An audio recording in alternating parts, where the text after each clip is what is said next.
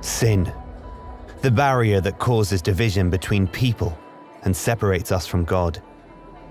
If humans are responsible for their actions and commit sins, why would God save them rather than expecting people to answer for themselves?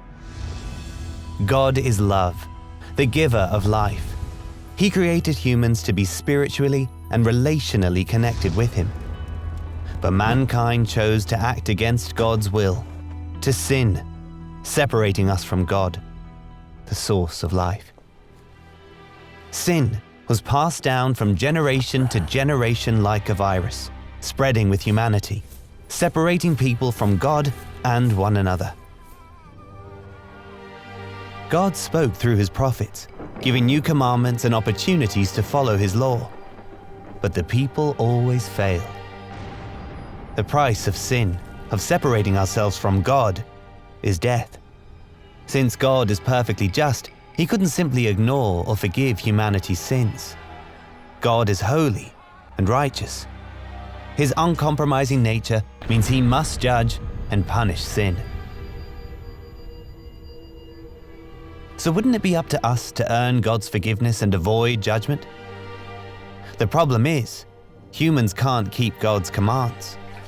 We can't live without sin. And we can't redeem ourselves. It would seem like we're doomed. Except God doesn't want His creations to die.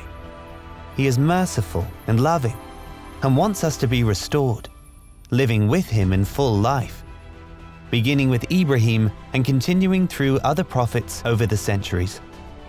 God revealed piece by piece His plan to send the Redeemer who would pay the penalty for mankind's sin. The Redeemer is Jesus. He descended to earth from His place of glory in heaven, took on human form, and lived the sinless life we never could. Then Jesus willingly took on our sins, enduring the punishment of death for us once and for all. But He could not be held by death. Jesus rose from the grave, conquering death and sin, enabling us to have a restored relationship with God. God loves us, and because humans aren't capable of restoring themselves, Jesus redeemed us from sin and death, so that we might be saved and live with Him. Now we must accept the sacrifice Jesus made for us to enjoy the freedom of a restored relationship with God.